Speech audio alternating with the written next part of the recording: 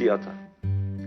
تو میں election commission سے پوچھنا چاہتا ہوں کہ کوئی اور آپ کو نہیں ملا کہ صرف چن کے آپ وہ آدمی لے کے آئے جو کہ ہمارا سب سے خلاف تھا, اور اس نے آتے ساتھ ہی کیا کیا؟ یہ جو اب فواد چودھری کا ہوا ہے, 3 دفعہ, اور میں جج صاحب کو سلام کرتا ہوں, 3 دفعہ انہوں نے کہا کہ فواد چودھری کو طلب کیا عدالت میں, اور تینوں دفعہ نہیں اس کو عدالت میں پریزنٹ کیا گیا.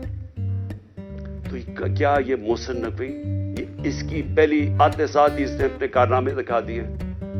اس کے بعد اس نے جو اس نے اپوائنٹمنٹس کی ہیں, کیا یہ فری اینڈ فیئر الیکشن ہو رہا ہے کہ سارے وہ پولیس آفیسر جنہوں نے ہمارے اوپر تشدد کیا تھا 25 مئی کو, ان ساروں کو واپس لے آیا؟ ایڈوکیٹ جنرل آفس کے اندر وہ سارے لوگ جو کہ حمزہ شریف کے دوران تھے, ان کو واپس لے آیا. کیا یہ صاف اور شفاف الیکشن کی تیاری ہو رہی ہے؟ کیا اس کو کہتے ہیں ایک neutral caretaker set up? Caretaker set up کا تو مطلب ہی یہ تھا کہ ایک نیوٹرل امپائر آئے گا. کیا یہ نیوٹرل امپائر ہے؟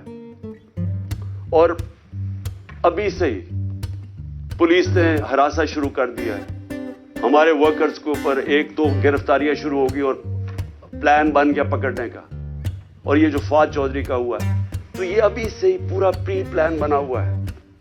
یہ صاف اور شفاف الیکشن کروانے کے لیے محسن نقوی نہیں آیا, یہ وہ کرنے آیا جو میں نے پہلے بھی کہا تھا, جو آصف زرداری نے الیکشن کروایا ابھی کراچی کے اندر, کہ ووٹ بینک ہے نہیں پیپلز پارٹی کا, اور پیپلز پارٹی جیت جاتی ہے کراچی سے.